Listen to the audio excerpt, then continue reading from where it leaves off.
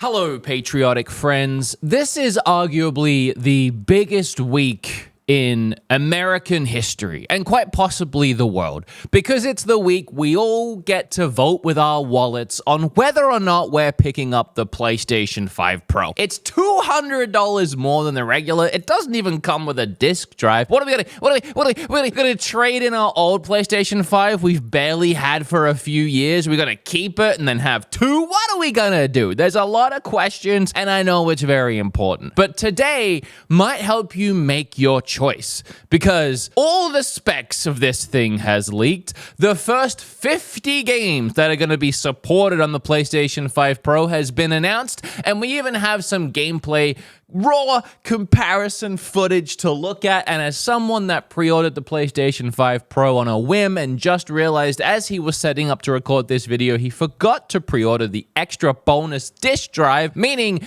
I'm only going to be able to play digital unless I find a way to rectify that pretty soon. I myself am interested to do today's video because I haven't seen any of this myself and I've saved it for you guys. But subscribe if you want. Let's react. Here are the first 50 games that the PlayStation 5 Pro is going to be supporting on release. And if you don't know what that means by supporting, you can't always just throw better hardware at a game and expect it to perform better. I mean, in a lot of cases, yes. And across the board with all PlayStation 5 games and whatever you put in the console, you're going to see things like better load times for sure. But a lot of these games are optimized for the console. So right now, pretty much all games for the PlayStation 5 are optimized for the PlayStation 5. They have to go back in and re-optimize them for the PlayStation 5 Pro now to really squeeze the most out of them, to turn back on things that were previously turned off because the PlayStation 5 wouldn't be able to handle it. Things like ray tracing, for example. So here are 50 games that have already optimized themselves for the Pro, starting with Alan Wake 2. I'm actually really excited about that one because I loved the game and never got around to playing any of the DLC story extra add-ons, and I'll get to revisit, having already experienced it, and see the improvements while not having to replay the same game. Albatross, I don't know what that is. Apex Legends is getting this boost in performance. Arma Reforger. Assassin's Creed Mirage. That's another game I haven't played, so it'll be interesting to dive into that one for the first time. Baldur's Gate 3. Call of Duty Black Ops 6. That's actually pretty huge considering the game only just released. Getting that one optimized pretty much at launch is a really good idea. EA Sports, Dead Island 2, Demon's Souls, that one makes a lot of sense. It was a launch title for the PlayStation 5. Diablo 4, Dragon Age The Veilguard. I don't think I ever will talk about Dragon Age The Veilguard.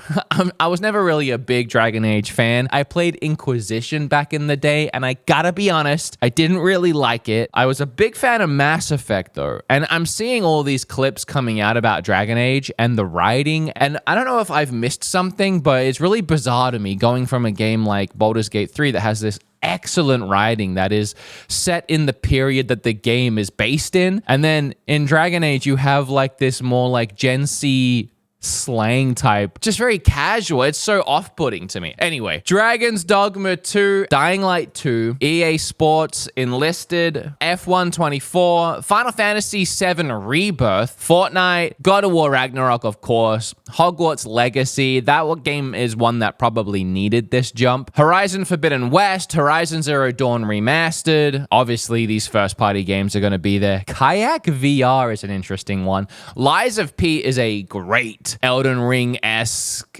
Dark Souls-esque game that I recommend anyone check out. Madden, we got the Spider-Man games, Naraka Blade Point, NBA 2K, No Man's Sky, Power World. Power World's been optimized for the PlayStation 5. Okay, what a gorgeous game that was. Can't wait to see the ray tracing on my fake Pikachu. Paladin's Passage, Planet Coaster 2, Professional Spirits Baseball, Ratchet & Clank Rift Apart. Now, Digital Foundry did a quality comparison of that I want to look at in a second.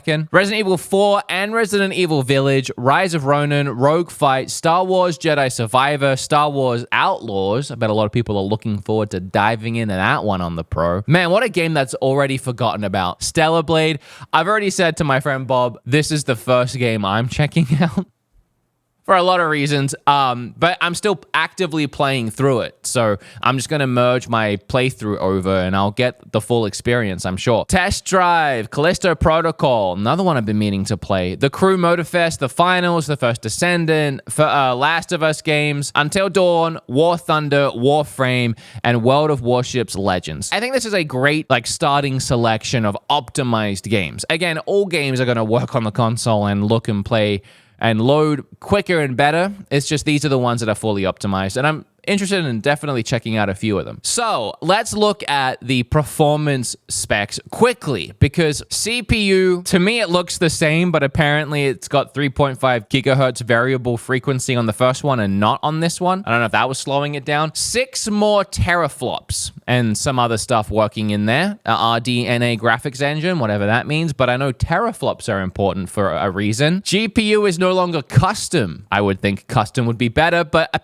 apparently not. 2 gigabytes of DDR5 in this one. It didn't have that before. Internal storage has increased to 2 terabytes of SSD2. Here's the biggest thing, and this is something we can talk about, but it's PlayStation's own PSSR, PlayStation Spectral Super Resolution Upscaling. It's all a fancy way of saying that AI upscaling that I keep talking about, that I hope Nintendo does, where essentially they're just upscaling their resolution artificially, but it looks way better, way cleaner. So is the PlayStation 5 Pro more powerful than the PS5?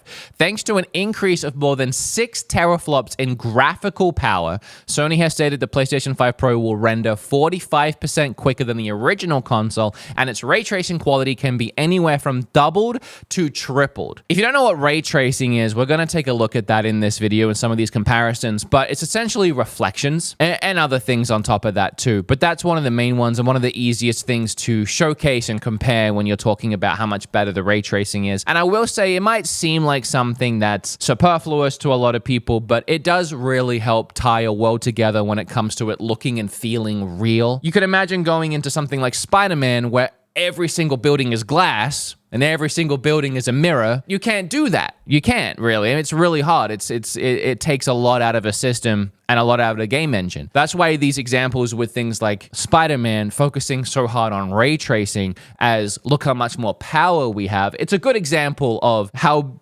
much better this technology is getting. On top of these boosts, the PlayStation 5 includes a PSSR feature that upscales the visual quality, frame rate using AI technology. This will help create a smoother experience for you without needing to mess with any settings. Overall, the PlayStation 5 Pro is quite a bit more powerful than the base PlayStation 5, though its enhancements aren't on the same level as a full console generation leap. It has been designed to offer the best of both quality mode and performance mode. You'll need to wait for the PS6 for the next big jump. So when I talked about the PlayStation 5 Pro and my thoughts on all of it, I thought it was very expensive, and I did joke about how the comparisons between this and that, they weren't that extreme. Until I've actually got it in my hands and I can test the thing out on my own, I don't know what my overall opinion is going to be on this jump between the Pro and the regular, but I will say that my hesitations aside, the thing that does excite me, the possibility that excites me, and it's depressing in a way, but it's the idea that, and some of the people in this thread talk about this, so this is the people at Insomniac giving their thoughts on the PlayStation. The PlayStation 5 Pros, you're basically getting both performance and fidelity in one package. There's no fear of missing out on something by choosing one or the other. It's really a game changer. That's the number one thing that has really frustrated me about this generation of current Xbox and PlayStation is we were promised, 4K 60 frames. We never hit that. You can either do performance mode where you get 60 frames, or you could go fidelity mode and you could probably hit that 4K. It's just they were trying to feel that promise of 2K or 4K, whatever the cost. I shouldn't have to choose. It's so frustrating, to drop $500 on a console and then $70 on a game and then be given this choice of playing it in 1080p or 30 frames. For this generation, more than ever, I finally started playing games on PC. I ran a really long HDMI to that TV, and I also ran a really long USB cord, and I had a controller plugged into this computer, and that's how I played Alan Wake 2, because I wanted to get it in high fidelity and high frame rates, and I edit on this PC, so I have a 4090 sat in here doing literally nothing on my off days, so why not put it to use? And I tried to recreate a console gaming setting with the controller on my couch. I don't like sitting here to play games. I'm a console gamer. So that is why I am excited for the PlayStation 5 Pro. Now I'm finally going to actually look at some of this. Ratchet & Clank Rift Apart, PlayStation 5 Pro versus PlayStation 5. On the left, you have performance mode. On the right, you have performance pro mode. Performance pro mode?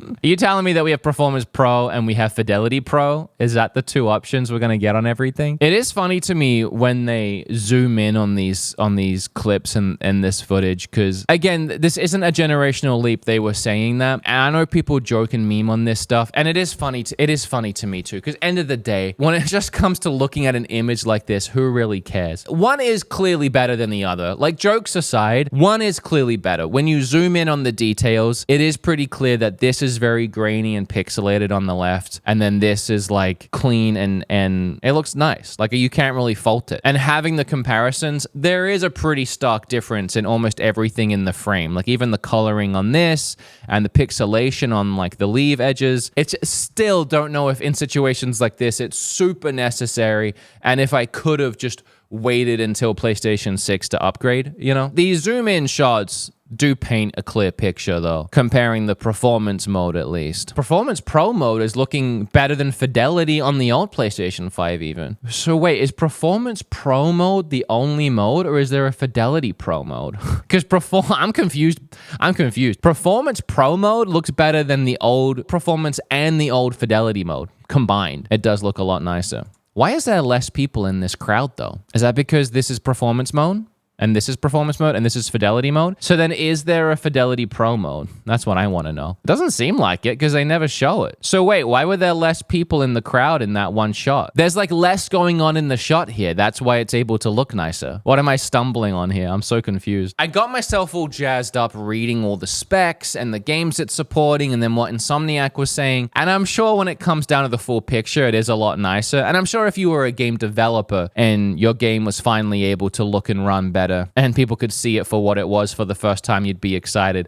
But still, looking at these comparisons, I'm not that impressed. That one is impressive. Final Fantasy VII was very blurry, and it does look like it's cleaned up a lot on the Pro. But then the other thing is, before I get too carried, my brain goes in loops, because the other thing is, this is the way it should have been with the PlayStation 5. This is the quality that we should have been at in the year of 2019 or whatever it was, what we were promised. 2020? What we were promised. You know, the 4K and all that. It's just disappointing to me that this is what we had to deal with, and now they're trying to fix it. Like, yeah, I mean, this is obviously it's way nicer in this game on the Pro, but is this not just what we should have expected anyway, is my question. I see almost no difference in that clip. It's crazy seeing the difference while watching this on my phone at 720p with YouTube compression. That is another thing. We are watching it through compression. I know that guy's joking, but it is harder to tell. That clip looked absolutely no different to me. Here we have from 21 hours ago,